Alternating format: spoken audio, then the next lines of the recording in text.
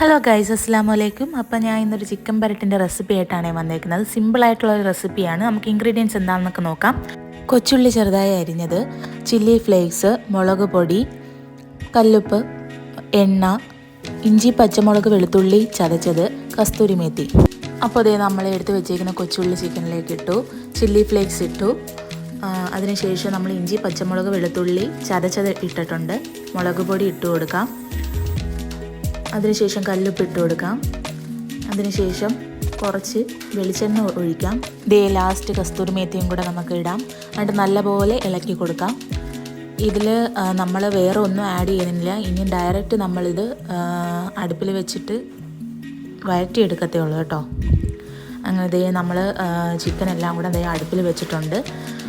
അപ്പോൾ തിള വരുന്നവരെ നമുക്കൊന്ന് വെയിറ്റ് ചെയ്യാം. അതെല്ലാം കഴിഞ്ഞതിന് ശേഷം നമുക്കൊന്ന് ഇളക്കി കൊടുക്കാം. ഇത് ഇളക്കി അവസാനം വഴറ്റിയാണ് നമ്മൾ എടുക്കുന്നത് കേട്ടോ. അതിൻ്റെ ഇടയിൽ ഞാൻ ചപ്പാത്തി ഉണ്ടാക്കിയിട്ടുണ്ടായിരുന്നു. അങ്ങനെ ലാസ്റ്റ് നമ്മുടെ ചിക്കൻ പരട്ടെല്ലാം നല്ല സെറ്റായിട്ടുണ്ടായിരുന്നു.